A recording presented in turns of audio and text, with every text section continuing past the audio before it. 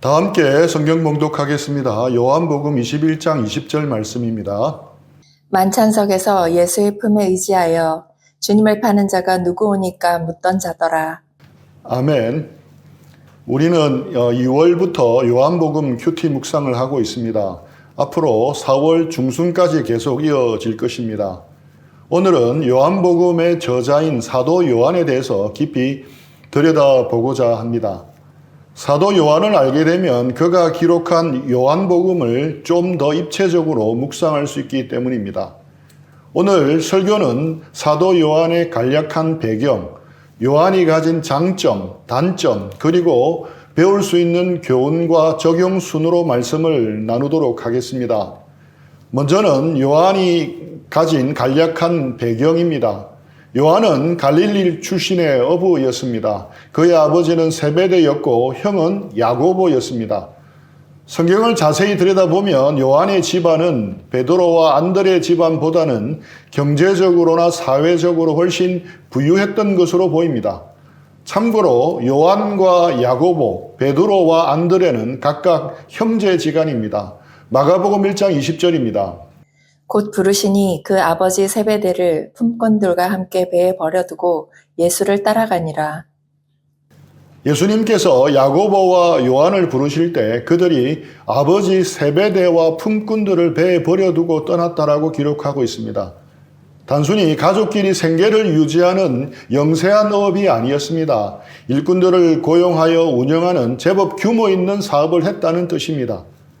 또한 요한복음 18장에 보면 예수님이 체포되어 대제사장의 뜰로 끌려가십니다. 베드로는 문 밖에서 서성거렸습니다. 그러나 요한은 당당히 안으로 들어갔습니다.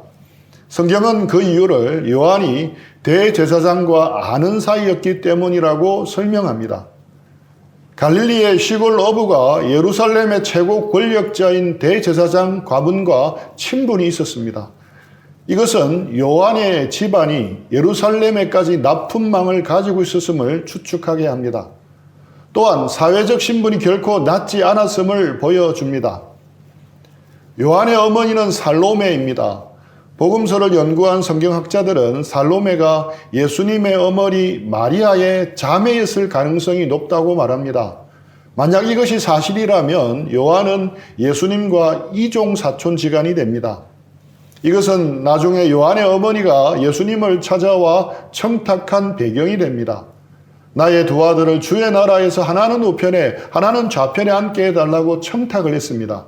이는 친인척 관계를 이용한 과감한 청탁이었습니다.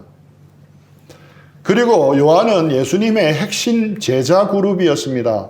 요한은 베드로와 야고보와 함께 예수님의 가장 가까운 핵심 제자 그룹에 속해 있었습니다. 12제자가 있었지만 예수님은 중요한 순간마다 이 세 사람만을 따로 데리고 가셨습니다. 야로의 딸을 살릴 때 방에 들어갔던 사람도 이 셋이었습니다. 변화산에서 예수님의 영광스러운 광채를 목격한 정인도 이 셋이었습니다. 겟세마네 동산에서 땀이 핏방울이 되도록 기도하실 때 가장 가까이 두셨던 사람들도 이들이었습니다. 이처럼 요한은 예수님의 공생의 시작부터 마지막 십자가 그리고 부활의 순간까지 가장 가까운 거리에서 예수님을 목격한 정인이었습니다. 다음은 사도 요한이 가진 장점에 대해서 살펴보겠습니다. 첫째, 진리에 대한 타협 없는 열정이 있었습니다. 요한은 본래 진리를 추구하는 사람이었습니다. 예수님을 따르기 전 그는 이미 세례 요한을 따르는 제자였습니다. 그는 단순히 물고기나 잡으며 돈을 버는 것에 만족하지 않았습니다. 하나님의 말씀과 메시아를 갈망하던 사람이었습니다. 세례 요한이 예수님을 보고 보라 세상 죄를 지고 가는 하나님의 어린 양이로다 라고 증언했을 때 요한은 주저없이 스승을 떠나 예수님을 따릅니다. 그는 인맥이나 의리보다 진리가 어디 있는지를 더 중요하게 여겼습니다. 요한이 나중에 쓴 요한복음과 서신서를 보십시오. 그는 진리라는 단어를 무려 45번이나 사용하고 있습니다. 그는 진리에 대해서는 흑백이 분명한 사람이었습니다. 빛과 어둠, 생명과 죽음, 하나님과 세상, 진리와 거짓, 요한에게 중간지대란 없었습니다. 초기 교회는 수많은 이단의 공격을 받았습니다. 영지주의가 대표적이었습니다. 이러한 진리에 대한 그의 비타협적인 열정은 강력한 무기가 되어 교회를 지켜냈습니다. 둘째, 용기와 충성심이 있었습니다. 우리는 흔히 베드로를 용기 있는 사람으로 생각하지만 결정적인 순간에 베드로는 실패했습니다. 그러나 요한을 보십시오. 예수님께서 십자가에 달리시던 그 공포스러운 순간 제자들은 다 도망갔습니다. 베드로조차 멀찍이 떨어져 있다가 부인하고 도망쳤습니다. 그러나 단 한 사람, 십자가 밑에까지 따라가서 그 처참한 죽음의 현장을 지킨 제자가 있었습니다. 바로 요한입니다. 요한복음 19장 26절은 이렇게 기록을 합니다. 예수께서 자기의 어머니와 사랑하시는 제자가 곁에 서 있는 것을 보시고 자기 어머니께 말씀하시되 여자여 보소서 아들이니이다 하시고 로마 병정들의 살기가 등등했습니다. 유대 지도자들의 조롱이 빗발쳤습니다. 그곳에 서 있는다는 것은 목숨을 건 행위였습니다.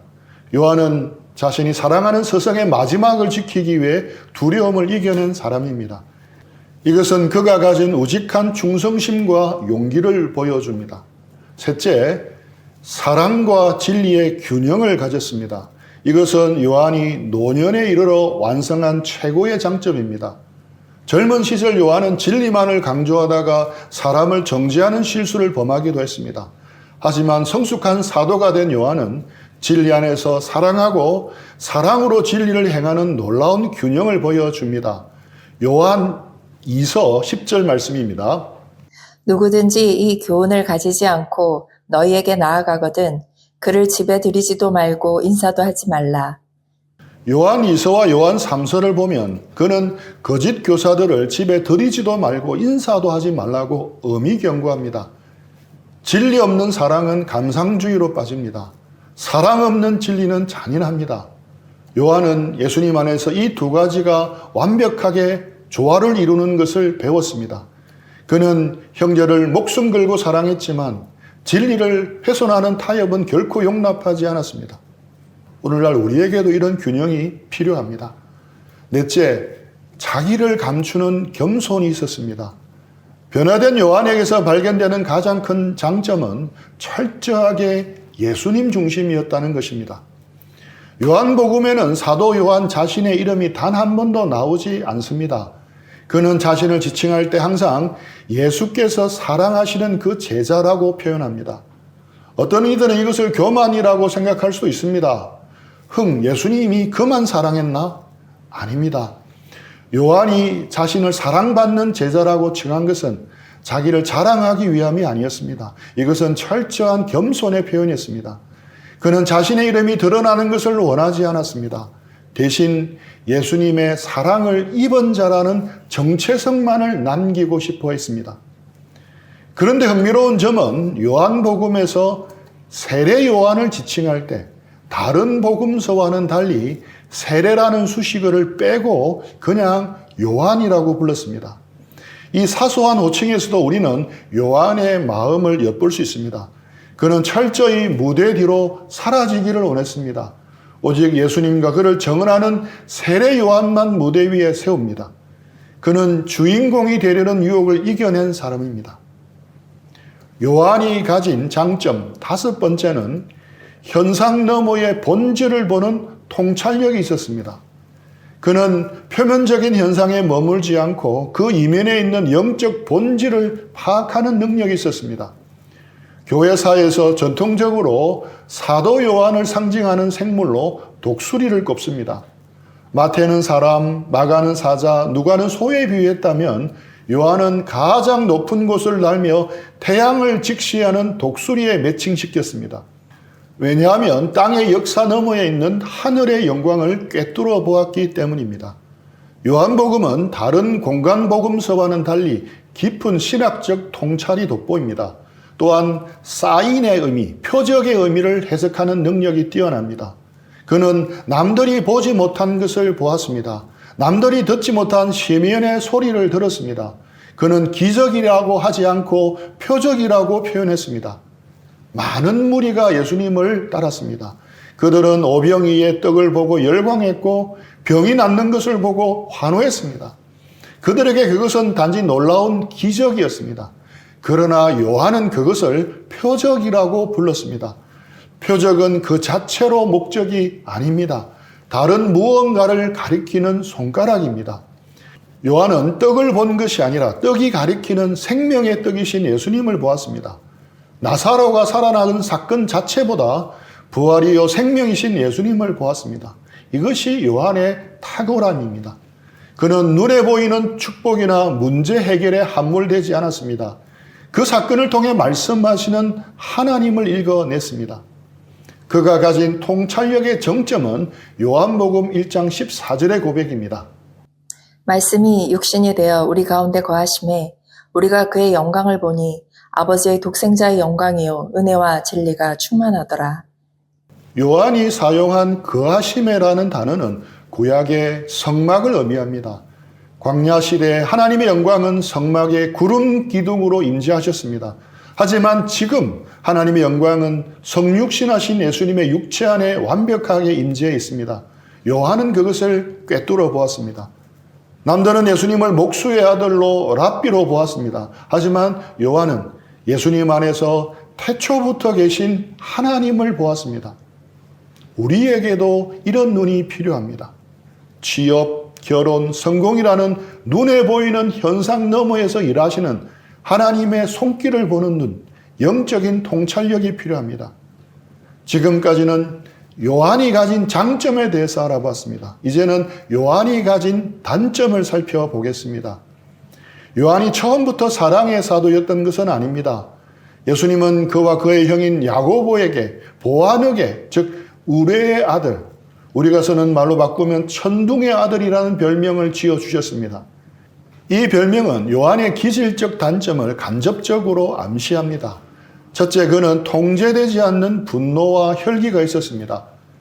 요한의 별명이 왜 우레의 아들인지를 가장 확실하게 보여주는 사건이 있었습니다. 예수님 일행이 사마리아의 한 마을로 지나가려고 할 때 사마리아인들이 유대인이라는 이유로 그들을 받아들이질 않았습니다. 물론 거절당했기 때문에 기분이 나쁠 수는 있습니다. 하지만 이에 대한 야고보와 요한의 반응은 상상을 초월합니다. 누가복음 9장 54절입니다. 제자 야고보와 요한이 이를 보고 이르되 주여 우리가 불을 명하여 하늘로부터 내려 저들을 멸하라 하기를 원하시나이까. 이 말이 농담처럼 들리십니까? 결코 아닙니다. 헬라어 원문의 뉘앙스는 아주 진지합니다. 요한은 지금 구약 엘리야의 흉내를 내고 있습니다. 감히 우리 선생님을 무시해 다 태워 죽여버립시다. 자신들이 마치 하나님의 심판을 집행할 권한이라도 가진 양 착각하고 있습니다. 교만했습니다. 또 잔인했습니다. 하룻밤 숙박을 거절했다는 이유로 마을 전체를 몰살시키겠다는 발상은 결코 정의감이 아닙니다. 자신의 자존심이 상한 것에 대한 화풀이였습니다. 그것을 하나님의 심판으로 포장했을 뿐입니다. 광기 어린 분노였습니다. 요한은 사랑의 사도가 되기 전에 이런 사람이었습니다. 둘째, 그는 세속적인 야망과 경쟁심이 있었습니다. 젊은 날의 요한은 베드로를 제치고 1인자가 되고 싶은 야망이 있었습니다. 마태복음 20장은 예수님이 예루살렘으로 십자가를 지러 가시는 비장한 길을 배경으로 합니다. 주님은 죽음을 말씀하시는데 요한과 야고보는 어머니 살로메까지 동원하여 은밀한 청탁을 합니다. 마태복음 20장 20절 21절입니다. 그때에 세베대의 아들의 어머니가 그 아들들을 데리고 예수께 와서 절하며 무엇을 구하니 예수께서 이르시되 무엇을 원하느냐 이르되 나의 이 두 아들을 주의 나라에서 하나는 주의 우편에 하나는 주의 좌편에 앉게 명하소서. 다른 제자들을 제치고 넘버1, 넘버2 자리를 차지하겠다는 것입니다. 이 일로 인해 나머지 10제자가 분개했습니다. 제자 공동체의 분위기가 사늘하게 식었습니다. 요한은 영적인 사람인 척했습니다. 하지만 그 내면 깊은 곳에는 누가 더 크냐, 누가 더 인정받느냐 하는 권력욕이 꿈틀거리고 있었습니다. 그는 예수님의 고난에는 관심이 없었습니다. 그 고난을 통해 얻어질 영광의 자리에만 눈독을 들이고 있었습니다. 이것이 바로 다듬어지지 않은 요한의 민낯이었습니다. 셋째, 배타적이고 편협한 사람이었습니다. 마가복음 9장 38절입니다. 요한이 예수께 여짜오되 선생님, 우리를 따르지 않는 어떤 자가 주의 이름으로 귀신을 내쫓는 것을 우리가 보고 우리를 따르지 아니하므로 금하였나이다. 이 장면을 한번 상상해 보십시오. 요한은 지금 의기양양합니다. 예수님, 제가 가짜들을 처리하고 왔습니다라고 자랑하고 있는 것입니다. 하지만 그들이 한 일은 귀신을 내쫓는 선한 일이었습니다. 단지 요한의 눈에 거슬렸던 이유는 딱 하나였습니다. 우리 그룹에 속하지 않았다는 이유뿐이었습니다. 요한에게는 무서운 엘리트 의식이 있었습니다. 나만이 진짜고 내 방식만이 옳다는 생각입니다.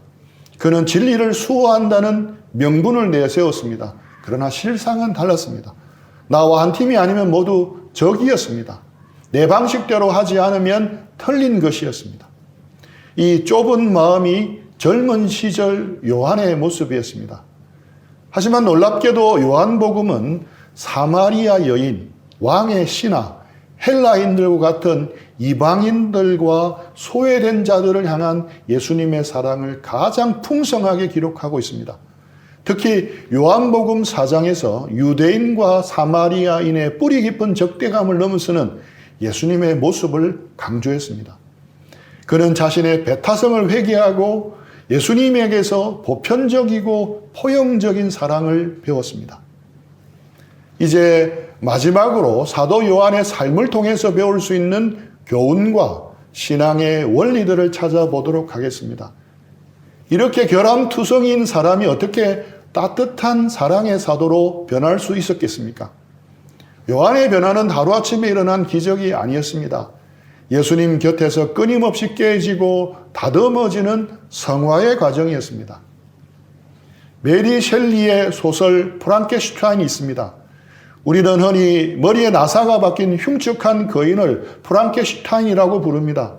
하지만 프랑켄슈타인은 괴물의 이름이 아닙니다. 그를 만든 박사의 이름입니다. 태어날 때부터 그는 이름이 없었습니다. 소설이 끝날 때까지 이 괴물에게는 어떤 이름도 없었습니다. 그가 진짜 괴물이 된 이유는 흉측한 외모 때문이 아니었습니다. 그를 만든 박사에게 버림받았기 때문입니다. 박사는 자신이 만든 피조물을 혐오하고 도망쳤습니다. 단 한 번도 그의 이름을 불러주거나 따뜻하게 안아주지 않았습니다. 사랑받지 못한 그는 결국 절규하며 박사의 가족을 죽이는 파괴자가 되고 맙니다. 이름이 불리지 못하고 사랑이 결핍된 영혼은 결국 이렇게 괴물이 될 수도 있습니다. 예수님을 만나기 전 요한의 내면에도 이런 괴물의 그림자가 있었습니다. 우레의 아들 보아르게였습니다. 요한은 분노에 차서 사마리아 사람들을 주여 하늘에서 불을 내려 저들을 태워버릴까요? 라고 물어볼 정도였습니다. 자신의 뜻과 다르면 가차없이 정죄하고 파괴하려는 모습이었습니다. 사랑받지 못한 프랑켄슈타인의 괴물과 닮아 있었습니다. 만약 예수님께서 그를 사랑으로 받아주지 않으셨다면 요한은 평생 분노 속에서 사는 영적 괴물이 되었을지도 모릅니다. 하지만 예수님은 그를 받아주셨습니다. 그리고 그의 이름을 다시 불러주었습니다. 김춘수 시인의 꽃이라는 시처럼 말입니다. 내가 그의 이름을 불러주기 전에는 그는 다만 하나의 몸짓에 지나지 않았다. 내가 그의 이름을 불러주었을 때 그는 나에게로 와서 꽃이 되었다. 예수님은 요한을 사랑해 주셨습니다. 십자가 지시기 전날 밤 요한은 자신의 발을 씻겨주시는 예수님의 모습을 내려다보면서 충격을 받았습니다. 그리고 마지막 십자가 위에서 군병들의 창에 찔려 물과 피를 쏟으시는 예수님을 목격한 것은 평생에 잊을 수가 없었습니다. 바로 몇 시간 전 최후의 만찬 때 그는 예수님의 품에서 예수님의 심장 소리를 들었기에 더욱 잊을 수가 없었습니다. 그랬기에 요한은 변화되었습니다. 요한은 요한복음에서 자신의 이름을 감추고 스스로를 예수께서 사랑하시는 그 제자라고 부릅니다. 이 표현은 그의 마음에서 우러나오는 고백이었습니다. 나는 본래 우레 같은 괴물이었으나 주님이 내 이름을 불러주시고 사랑해 주셨기 때문에 비로소 꽃이 되었다는 눈물겨운 고백입니다. 사랑하는 형제자매님, 사도 요한을 바꾼 것은 바로 주님의 사랑이었습니다.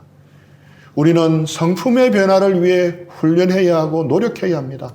힘써 자기를 부인해야 합니다. 저절로 되지 않고 이런 과정은 꼭 필요합니다. 그런데 그 모든 노력과 수고가 주님의 사랑 안에서 이루어지도록 해야 합니다. 주님 안에 거하는 삶 속에서 이루어져야 합니다. 사도 요한이 평생 붙들었던 그만의 삶의 방식이 있었습니다. 요한복음에서도 반복해서 강조되는 동사로 나타나고 있습니다. 바로 거하는 것이었습니다. 요한복음 15장 4절입니다. 내 안에 거하라. 나도 너희 안에 거하리라. 가지가 포도나무에 붙어 있지 아니하면 스스로 열매를 맺을 수 없음같이 너희도 내 안에 있지 아니하면 그러하리라. 주님 안에 거하는 것이었습니다. 그것은 최후의 만찬에서의 일회적인 경험이 아니었습니다. 그는 평생 주님 안에 거했습니다. 그래서 요한복음에서 계속해서 반복하고 강조하고 있는 것입니다. 사도 요한은 이것이 생명이 달린 문제라고 여겼습니다. 가지가 나무에서 떨어지면 단 1초라도 살아남을 수 없는 것처럼 그는 주님 안에 거하는 삶을 그렇게 여겼습니다.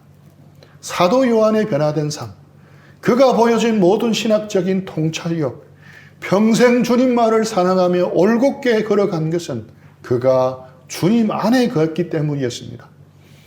그리스도인의 열매 맺음은 인간적인 노력의 결과물만이 아닙니다.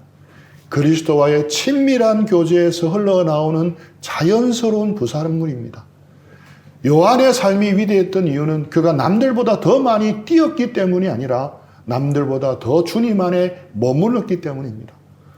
그가 보여준 장점도 모두 주님 안에 머물 때 맺힌 포도송이들이었습니다. 우리 안에도 여전히 불쑥불쑥 튀어나오는 혈기라는 괴물이 살고 있지는 않습니까? 이 괴물을 잠재우는 것은 오직 예수님의 사랑뿐입니다. 우리 인생이 프랑켄슈타인의 비극으로 끝나지 않기 바랍니다. 우리 인생이 주님의 사랑을 경험하고 그 안에 거함으로 진정한 꽃으로 피어나기를 주님의 이름으로 축원합니다. 요즘 청년들 사이에 MBTI가 유행입니다. 서로를 이해하는 좋은 도구이지만 때로는 이것이 족쇄가 되기도 합니다. 나는 원래 T 성향이라 공감을 잘 못해. 어쩔 수 없어. 나는 원래 성격이 불 같아서 참지를 못해. 이해해줘. 하지만 요한을 보십시오. 그는 타고난 기질이 파괴적이었습니다. 그러나 그는 기질 뒤에서 숨지 않았습니다. 예수님에게 자신을 빚어가시도록 온전히 내어드렸고 주님 안에 거했습니다. 예수님은 요한의 기질을 없애지는 않으셨습니다. 대신 그 기질의 방향을 바꾸셨습니다. 폭발적인 분노는 죄와 불의를 향한 거룩한 분노로 바꾸셨습니다. 남을 배척하던 좁은 마음은 이단을 경계하고 진리를 수호하는 분별력으로 바꾸셨습니다. 과격한 열정은 밤모섬의 유배 생활도 견뎌내는 강인한 인내로 바꾸셨습니다. 주님은 우리의 개성을 제거하지는 않으십니다. 주님은 그것을 성화시켜 하나님의 영광을 위해 사용하십니다. 그렇기 때문에 결코 여러분 자신이 가진 성격적 결함을 합리화하지 마십시오. 주님 안에 거하면 주께서 바꾸어 주십니다. 주님 손에 붙들리면 날카로운 예민함은 시대를 읽는 통찰력이 될 것입니다. 욱하는 성질은 불의를 참지 않는 용기가 될 것입니다. 주님 안에 거함으로 우리의 성품이 사도 요한처럼 성숙하게 변화되기를 축복합니다. 오늘 한 주 동안 우리의 삶에 주님 안에 거하는 삶에 어떤 변화가 있어야 하겠습니까? 스스로를 돌아보시고 주님 안에 거하시는 한 주가 되기를 축복합니다. 말씀을 마무리하겠습니다. 요한복음 21장을 보면 부활신 예수님께서 베드로에게 나를 따르라고 말씀하십니다. 그때 베드로가 뒤를 돌아보니 요한이 따라오고 있었습니다. 베드로는 그때 요한을 이렇게 묘사합니다. 요한복음 21장 20절입니다. 만찬석에서 예수의 품에 의지하여 주님을 파는 자가 누구오니까 묻던 자더라. 만찬석에서 예수님의 품에 의지한 사람으로 베드로는 요한을 기억했습니다. 요한은 평생 잊지 못하는 한 장면을 가슴에 품고 살았습니다.